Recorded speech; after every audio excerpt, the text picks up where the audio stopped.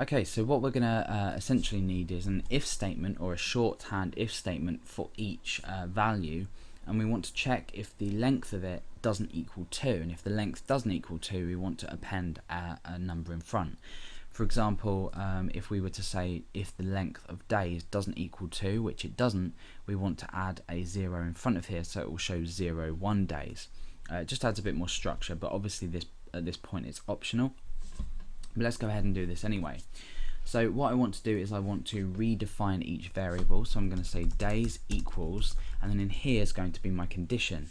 So I'm going to say string days. We're converting days, which remember at the moment is an integer, to a string, and then we're using dot length to check the length of it.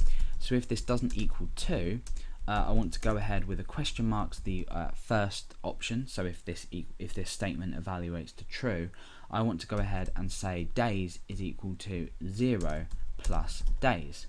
Else, using a colon, I just want days to equal days, so we're just reassigning the same value. So you may have seen something like this if you've studied other languages, other programming languages.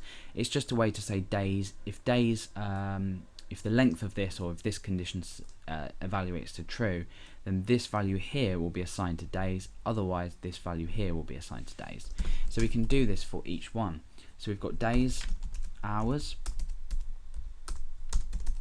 equals, and the same thing, string hours dot length doesn't equal 2. If it doesn't equal 2, we append a 0 onto the front of hours, otherwise hours is just set back to hours. And the same with minutes, we say mins equals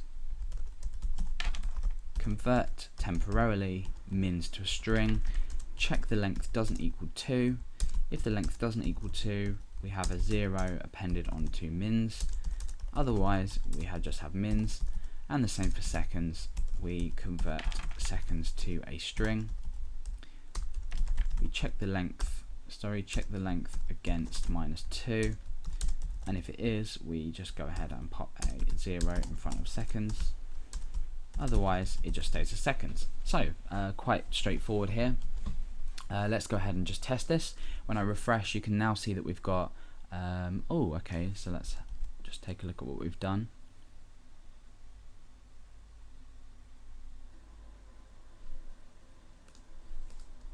Oh, okay, sorry, the countdown here has obviously, has it reached? No, it hasn't. Let's just have a look then.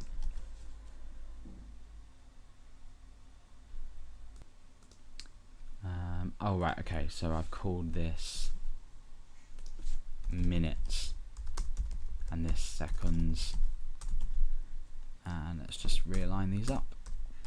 So the wrong variable name's obviously there. We can just go ahead and correct this, so minutes and seconds, and the same with this, minutes and seconds. There we go. And the last one, seconds. Right, okay. So we've obviously got days, hours, minutes and seconds being reassigned depending on their length, and we're adding a trailing or a leading 0 if not. So now you can see that we've got 1 day, which is 0, 1 now, 21 hours, which is 2 characters, so we haven't appended on a 0 to the front, or pre-pended a 0. We've got 2 minutes, which does only have 1 character, so we've pre-pended on a 0 here.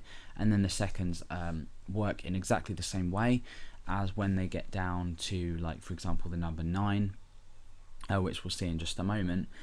We then can see that it will add the 0 on. So that's all that this does. Obviously it's optional depending on how you want to display it, but if you want to sort of keep the same size elements, this is really useful because you're keeping the same size depending on how these change. If, for example, 22 seconds comes down to 9 seconds in a moment, this will shift everything inward if you didn't have the pre-pended zeros, so it just makes it look a lot cleaner as well, and it maintains the same thing. So you can see there it's just changed and it hasn't shifted everything inwards. Okay, so now what we want to focus on is checking whether this date is a number or not, because remember we're converting a string based date here to a timestamp. So what we want to do is if it's not a number, we don't want to display anything. We want to just not do anything. We're not going to give an error. I mean, we could give an error, but we're just going to want to not do anything.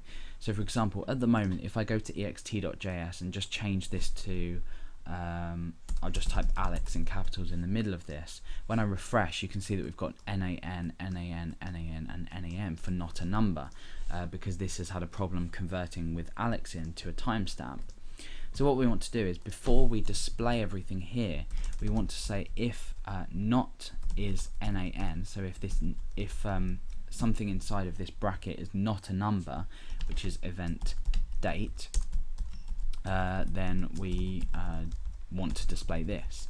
So if it's not a number, which means if it is a number, we could even go as far as pulling this up to here, I guess. Yeah, I suppose we could actually. That would probably be the correct way to do this. Let's just go ahead and undo all of that. So I'm going to say, just up here, I'm going to say if not is not a number, event, or settings event.